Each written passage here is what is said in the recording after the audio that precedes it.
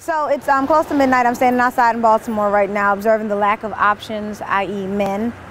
And it's been going on for a couple of months now, and I attribute the problem I keep on running into as Beyonce's fault. Beyonce made me do it. Beyonce is responsible for where I'm at right now in my life. Why? Because Beyonce made it okay for attractive women across the world to date ugly men. How did she do this? She married Joe Camel, aka Jay-Z. Now, we all were confused, perplexed, like, why would this cute bitch marry this treasure troll? Did she find him underneath a bridge chasing billy goats? Like, did she feed him after midnight and he turned into a gremlin and multiplied, and she just, oh, he was so cute at one point, like Gizmo? Where did she find him? We don't know. Well, then we began to accept it. Why? Because it's Jigga, and Jigga has power. So now cute bitches across the world think that as long as you find yourself an ugly man with power, it's okay. But see, that logic is flawed because most of us are not around ugly and powerful men. Case in point, just because your ex-boyfriend Leroy is assistant manager at the Food Line does not mean he has power. Okay, so what? He can approve vacation for 20 employees and he walks around with a hip full of keys. He can get you into the pantry at the freezer at the same time. Leroy's not doing it. Leroy ain't shit. And it's not even Beyonce's fault. It's not. There are other cute bitches that have succumbed to this, I don't even know what to call it, a disease of just ugliosity. Heidi Klum, Victoria's Secret model, host of Project Runway, one of the few women in the world to hold the title of supermodel. She also holds the title of Mrs. Seal, one of the most unattractive men you've ever seen in your life. And it makes you wonder, it's like, is this like what attractive women do now? Is like ugly men an accessory? Do you get like a chinchilla stole with an ugly man with some stiletto heels? Is that how we're rolling? You know, I don't understand. And since we're talking about ugly men, Flavor Flav should be ashamed of himself because he is now like perpetuating this disease of ugliosity. I'm making up words here, people, because it's just ridiculous. Flavor Flav has infected cast 1 through 3 of Flavor of Love, in addition to the hundreds of women that tried out to be on his show. They have all succumbed to this whole powerful ugly man. Flavor Flav ain't got no power. He's just on TV rubbing on booties. Like, that's all he does. I can't even be mad at him. I'm frustrated right now because I'm currently dealing with my addiction to ugly men.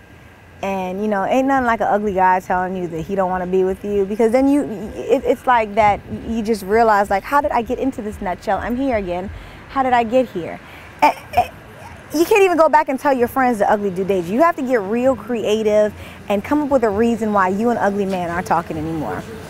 The thing, too, is Baltimore is full of ugly men. I think that's where this whole blog came about. You know, I was caught up in this whole cycle of, you know, personality is what matters, and he's so nice and he makes me feel special. Yeah, that's all crap. That's crap. Because the thing is, when an ugly guy dumps you, you can't go back to your cute friends and be like, this boogie monster just told me he didn't want to be with me. You got to come up with this like elaborate excuse about how you told him that y'all just couldn't be together because the moon and the sun didn't align and some of the fools. No, you can't go back and tell your friends that this is just not working, you know. And the thing about it is, like, ugly people, ugly men especially, they're supposed to be nice and make you feel special and everything like that. You can't be rude and ugly. It's like against the 11th commandment, thou shalt not be rude and ugly. Moses brought it down on the 3rd tablet. Look it up in case you don't believe me. But, you know, I think as young girls, we were taught that we should go for the ugly man. Like, think about it. The princess, you know, kissed the toad, he turned into a prince. You know, what kind of examples does that set? You know, because in the course of my 26 years, I've kissed some toads, frogs, lizards, and sea donkeys, and they have remained just that. Toads, frogs, lizards, and sea donkeys, respectively. Nothing's happened, nothing miraculous has changed in my life other than my uncanny ability to lie about the people I've dated in the past. I understand it's Beyonce, you know, I really can't even say it's Beyonce's fault. So Beyonce, I wrote you a letter. Beyonce, I'm really not mad at you. I figured it out. You're just a pawn, a martyr, a sacrificial lamb in this whole crazy plot. Because Beyonce, you're not the average girl. You actually made in a laboratory by ugly men for ugly men. That's my theory. You know, it was a whole part of this whole conspiracy by the coalition of ugly men to convince attractive women that they need to date ugly men. So I can't even be mad at you because it's not your fault.